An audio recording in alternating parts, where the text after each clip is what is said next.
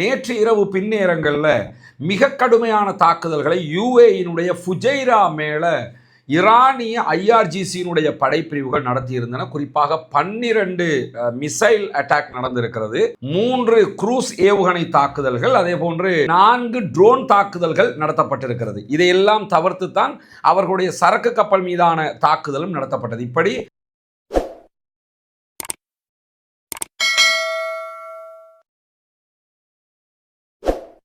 அன்பிற்கினிய சகோதர சகோதரிகளை நம் அனைவர் மீதும் ஏக இறைவனுடைய அமைதியும் கருணையும் உண்டாகட்டுமாக என்கிற உயரிய பிரார்த்தனைகளோடு இந்த வீடியோவில் நேற்று இரவு ஈரான் செய்த ஒரு முக்கியமான சம்பவத்தை தான் நம்ம பார்க்க இருக்கிறோம். நம்முடைய இரவு நேர அப்டேட்ல ஈரானுக்கும் அபுதாபிக்கும் இடையில், அதாவது யுஏஇக்கும் இடையில் இருக்கக்கூடிய முருகல் நிலை தொடர்பான செய்திகளை சொல்லியிருந்தோம்.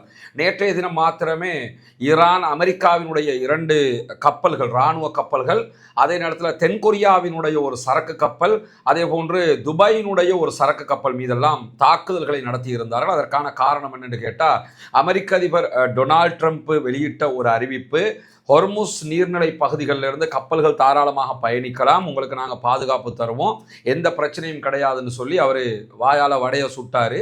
அதை நம்பி இந்த கப்பல்கள் எல்லாம் மூவ் ஆக ஆரம்பித்ததோடு உடனடியாக ஐஆர்ஜிசி தாக்குதல்களை நடத்தினார். இந்த நிலையில் நேற்று இரவு பின்னேரங்களில் மிக கடுமையான தாக்குதல்களை யுஏஇனுடைய ஃபுஜைரா மேலே ஈரானிய ஐஆர்ஜிசியினுடைய படைப்பிரிவுகள் நடத்தியிருந்தன. குறிப்பாக 12 மிசைல் அட்டாக் நடந்திருக்கிறது, 3 குரூஸ் ஏவுகணை தாக்குதல்கள், அதே போன்று 4 ட்ரோன் தாக்குதல்கள் நடத்தப்பட்டிருக்கிறது. இதையெல்லாம் தவிர்த்து தான் அவர்களுடைய சரக்கு கப்பல் மீதான தாக்குதலும் நடத்தப்பட்டது. இப்படி பல தாக்குதல்கள் நேற்றைய தினம் யுஏஇ மேல நடத்தப்பட்டிருந்தது. யுஏஇல நேற்று ஆரம்ப கட்டத்தில் 2 அலர்ட்டுகள் மொபைல்களுக்கு வந்தாலும் அதற்கு பிறகு நிறைய அலர்ட்டுகள் வந்த தகவல்களை அல் ஜசீரா சுட்டி காட்டுறாங்க. இந்த தாக்குதல்கள் எல்லாம் யுஏஇயை இலக்கு வைத்து நடத்தப்பட்டிருக்கிறது என்பது மிக தெளிவானது. இதே நேரத்தில் யுஏஇ மேல் நடத்தப்பட்ட இந்த தாக்குதல்களை இஸ்ரேலிய ஆக்கிரமிப்பு ராணுவத்தினுடைய அயன் டோம் சிஸ்டம் மூலமாக தடுத்து நிறுத்தி இருக்கக்கூடிய செய்திகளும் வெளியாகி இருக்கிறது. இஸ்ரேல் யுஏஇக்கு தேவையான பாதுகாப்புகளை கொடுக்கிறது என்கிற செய்திகள் வெளியாகி இருக்கு. திடீரென ஏன் யுஏஇயை இலக்கு வைக்கிறது ஈரான் என்கிற கேள்விகள் இருக்கிறது. பொதுவாக ஈரானுக்கும் யுஏஇக்கும் இடையில ஒரு முருகல் நிலை ஆரம்ப காலம் தொட்டே இருந்து வருகிறது. காரணம் என்னன்னு கேட்டால், யுஏஇ இஸ்ரேலை தனி நாடாக அங்கீகரித்திருக்கக்கூடிய ஒரு நாடு, முழுவதுமாக இஸ்ரேலோடு பக்கபலமாக நிற்கக்கூடிய ஒரு நாடு கல்ஃப் கண்ட்ரீஸ்லேயே மற்ற நாடுகளை விட. இந்த யுத்தத்தில் கூட பார்த்தீங்கன்னா ஈரானுடைய அதிகமான தாக்குதல்கள் யுஏஇ மேல் நடத்தப்பட்டிருக்கு கல்ஃப் கண்ட்ரீஸில், அதற்கு பிறகு பஹ்ரைன், அதற்கு பிறகு குவைத் மேலே நடத்தப்பட்டது. இந்த அளவுக்கான தாக்குதல்கள் கத்தர் மேலேயோ சவுதி மேலேயோ ஈரான் நடத்தவில்லை. இப்படியான ஒரு சூழல்ல தான் தற்போது இந்த தாக்குதல்கள் நடத்தப்படுவதற்கான காரணம், யுஏஇ முதலாவது கல்ஃப் கண்ட்ரீஸ் எல்லாம் இணைந்து உருவாக்கி இருந்த ஒபெக்ல இருந்து மொத்தமாக வெளியே போயிட்டாங்க. ஒபெக்ல ஈரானும் இருக்கிறார்கள். ஒபெக்ல இருந்து மொத்தமாக வெளியேறி ஈரானுக்கு எதிரான, குறிப்பாக அமெரிக்க இஸ்ரேலிய கூட்டணிக்குள்ள நேரடியாகவே நுழைந்திருக்கிறது யுஏஇ. எனவே ஈரானுடைய பார்வை இஸ்ரேலும் யுஏஇயும் அவர்களுடைய கட்டுக்கோப்புக்கு கீழாக ஒன்றாகத்தான் பார்க்கப்படுகிறார்கள். நாங்கள் யுஏஇயை தாக்குறதும் இஸ்ரேலை தாக்குறதும் ஒன்று தான். ஏன்னா இஸ்ரேல் யுஏஇயை பாதுகாக்குது, யுஏஇ இஸ்ரேலுக்கு தேவையான எல்லாத்தையும் பண்ணுது. எனவே நம்ம யுஏஇயை தாக்கணுங்கிறது அவர்களுடைய அடிப்படையாக இருக்கக்கூடிய அதே சூழலில் ஃபுஜைரா மேலே நடத்தப்பட்ட தாக்குதல்களில் அங்கே இருக்கக்கூடிய எண்ணெய் சுத்திகரிப்பு நிலையங்கள் வெடித்து சிதறி புகைமூட்டங்கள் கிளம்பி இருக்கக்கூடிய காட்சிகள் எல்லாம் வெளியாகி இருக்கிறது. ஏன் ஃபுஜைரா மேலே திடீர்னு அட்டாக் பண்ணுறாங்கன்னு சொல்லி சொன்னால், நேற்றைய தினம் ஹொர்முஸ்னா என்ன அப்படின்னு சொல்லி ஒரு ரூட் மேப்பை ஐஆர்ஜிசி வெளியிட்டிருந்தாங்க. அந்த ரூட் மேப்பில் இருக்கக்கூடிய ட்விஸ்ட் என்னன்னு கேட்டால், ரூட் மேப்புக்குள்ள ஃபுஜைராவும் அந்த எல்லை பகுதியாக மாற்றப்பட்டிருக்கிறது. வளமையாக ஹொர்முஸ்னா என்னன்னு எல்லாருக்குமே தெரியும். அந்த ஹொர்முஸினுடைய எல்லையாக இதுதான் இருக்கிறது என்று யாருமே இதுவரைக்கும் அறிவித்தது கிடையாது.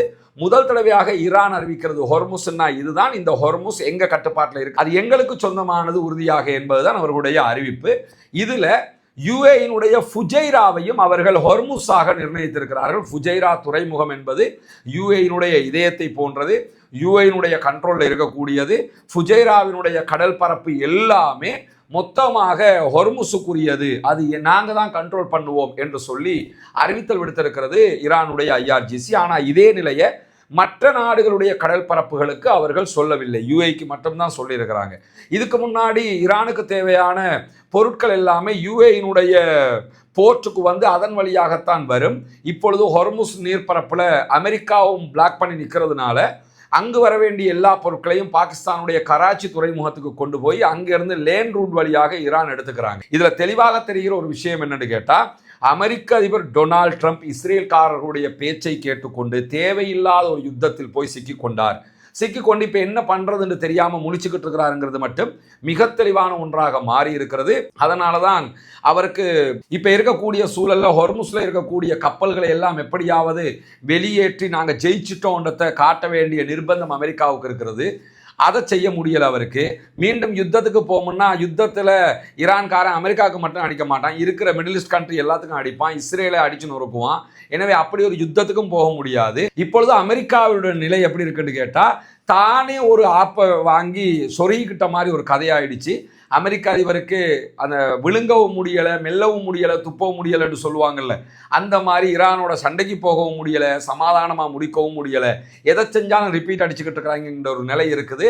எனவே வேறு வழி இல்லை, ஈரானை அதன் போங்கில் விட்டு வெளியேறுவதுதான் அமெரிக்காவுக்கு பாதுகாப்பானது. இந்த நேரத்தில் இந்த தாக்குதல்களை சவுதி, கத்தர் மற்ற நாடுகள் எல்லாமே கண்டிக்கிறதாக சொல்லி இருக்கிறாங்க.